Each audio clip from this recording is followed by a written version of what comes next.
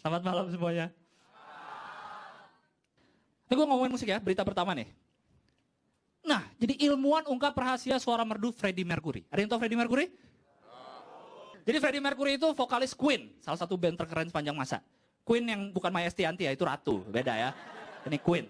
Jadi Freddie Mercury kan suaranya bagus kan, dia melengking gitu dan wah bagus banget. Ilmuwan di Austria, mereka tuh meneliti, entah ini ilmuwan ini nggak ada kerjaan lain atau apa ya.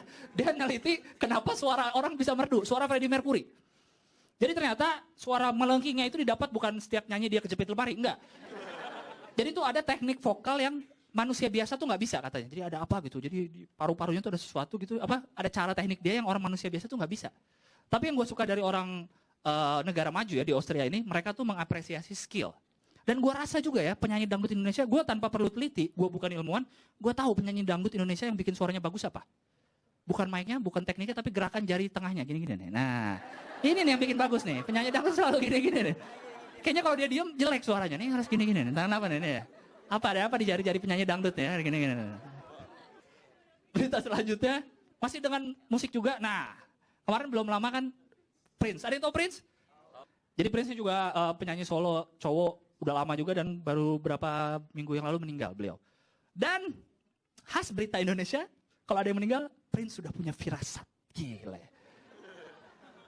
Jadi itu sebelumnya, sebelum beliau meninggal, dia tuh tampil di rumahnya bikin konser kecil-kecilan gitu. Dia ngomong gini, tunggu beberapa hari lagi kalian akan berdoa gitu. Bilang ke fans-fansnya. 5 hari kemudian dia meninggal. Jadi itu langsung kayak, wah jadi maksudnya dia ngomong doa tuh itu. Kita akan mendoakan dia. Itu kan karena kebetulan dia meninggal. Dia ngomong gitu ya doa aja. Siapa tahu emang 5 hari kemudian beribadah gitu. Kita kan ya emang doa. Kenapa kita selalu, di Indonesia tuh selalu dikait-kaitkan dengan hal mistis. Biasanya kalau ada kecelakaan nih, ada kecelakaan. Ada yang meninggal. Wartawan datang ke rumah orang tua korban. Diwawancara pasti orang tuanya gitu kan. Sebelum anak ibu meninggal, apakah ibu punya firasat? Anak ibu akan meninggal. Emangnya ibunya dukun? Kalau ibunya punya firasat, pasti akan ditahan itu. Nggak akan pergi. Apakah ibunya akan, iya saya firasat, saya tahu anak saya akan meninggal, tapi saya biarin aja. Nggak ada. Nggak ada. Lanjut berita berikutnya. Nah, kayaknya 2016 inilah tahun di mana semua berkelahi. Batman, Superman, berantem. Film hantu Jepang akan ketemu juga. Kayako dan Sadako akan bertemu di film The Ring versus The Grudge. Jadi kalau ada yang belum tahu, Sadako tuh hantu di film The Ring. Ada yang nonton? Yang keluar dari sumur tuh. Nah, The Grudge itu filmnya Kayako. Nah, kalau ada yang nggak tahu ini Sadako, kaget lu ya. Bagus, operatornya bagus. Belum gue suruh keluarin. Wah, takut ya. Ini tuh kayak main yang labirin di komputer tiba-tiba muncul ginian ya. Kalau ada yang nggak tahu Kayako di film The Grudge itu tuh yang dia jalan-jalan gitu tuh. Nah ini fotonya Kayako. Nah ini dia nih. Jadi mereka di film nanti bakal diberantemin. Kenapa nih orang-orang hobi banget berantemin tokoh-tokoh? Semua digabung-gabungin. Tapi Jepang nih ketinggalan zaman. Sadako versus Kayako baru 2016. Kita di Indonesia udah ada dari dulu. Lihat nih, udah ada filmnya. Pocong versus Kuntilanak. Iya. Orang Jepang telat. Ini udah ada duluan. Pocong versus Kuntilanak.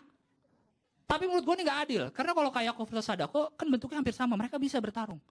Pocong versus Kuntilanak. Gak adil buat si Pocong. Pocong tuh keikat semua. Jalannya loncat. Kuntilanak bebas dia. Ayo. Pocong dicolek dari belakang, dia balik ke sini gak tahu nih. Ayo. Bingung. Suruh balap lari di komplek yang banyak polisi tidurnya bingung Pocong. Aduh gimana nih. Harusnya kalau adil Pocong versus guling. Nah itu baru adil. Gelinding lu berdua lu. Nah, berita terakhir nih. Wah, tiba-tiba jadi serius. Menkumham, remisi untuk pengguna bandar narkoba hukum berat. Wah, Menteri Hukum dan HAM.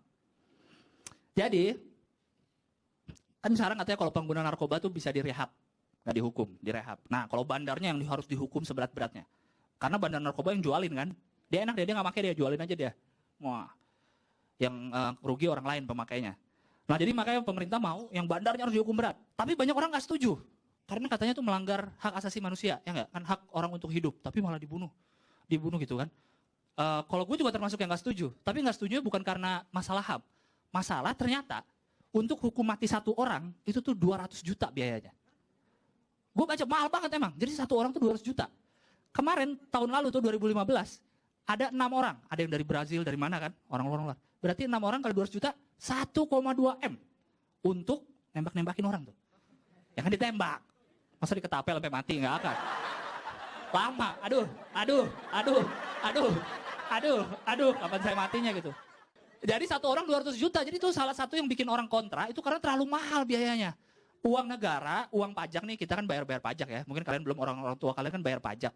Uangnya dipakai buat bunuh orang, itu kan kayaknya, aduh sayang banget 1,2 M. Itu nggak tahu, mungkin untuk bayar nasi kotak yang penembaknya kali ya. Cateringnya, nggak tahu ya. Jadi emang 200 juta tuh kayak biaya transport, biaya segala macam memang banyak biayanya. Jadi ada 1,2 M duit negara kepake untuk bunuh 6 orang. Mungkin di situ orang yang banyak yang pada protes. Karena kan 1,2 M kalau dibuat dana lain bisa lebih bermanfaat ya nggak? Misalnya buat ngebangun infrastruktur gitu kan, jalanan dibagusin. 1,2 M untuk bangun sekolah-sekolah di pedalaman gitu kan bagus. Atau 1,2 M untuk beli cappuccino cincau tuh, wah banyak banget tuh. Jakarta tenggelam segini lah kira-kira nih ya. Segini nih. Lengket, tenggelam lengket gitu ya. Karena terlalu mahal gitu kan biayanya. Gue pribadi nggak setuju karena itu. Gue nggak setuju hukuman mati karena selain mahal, menurut gue itu nggak sebanding dengan kejahatan yang telah mereka lakukan. Mereka bandar narkoba, mereka jualin narkoba ke orang-orang, banyak orang mati karena overdosis narkoba. Mereka enggak kan, mereka jualin aja dapat duit kaya. Dan mereka dihukum mati. Jadi udah mati aja, nggak tersiksa apa-apa. Sementara yang orang-orang narkoba pada overdosis tersiksa gitu. Harusnya mereka juga dihukum lebih berat. Kalau gue lebih setuju penjara seumur hidup. Jadi dia di penjara seumur hidup gitu, biar dia kapok gitu. Tapi kalau di penjara doang kadang-kadang orang nggak kapok kan. Lolos bisa jualan lagi. Nah gue pengen di dalam penjara dibikin sama hal-hal yang bikin mereka kapok. Misalkan di dalam penjara, selain di penjara, mereka diharusin ngelukis spanduk pecel lele. Waduh itu capek tuh kan. Tahu spanduk pecel lele nggak? Itu kan ada gambar lelenya, ada bebek, ada ayam. Satu Indonesia gue lihat semua dilukis. Bayangin betapa capeknya dia kan. Aduh, tahu gitu nggak jadi bandar narkoba deh gitu. Pasti dia insap. Atau yang kedua dia suruh ngelukis ayam jago di mangkok mie ayam. Wah itu kan banyak satu-satu kan. Waduh ini ayam satu. Aduh nggak mau narkoba lagi deh gitu pasti deh. Terima kasih semuanya, selamat malam. Terima kasih.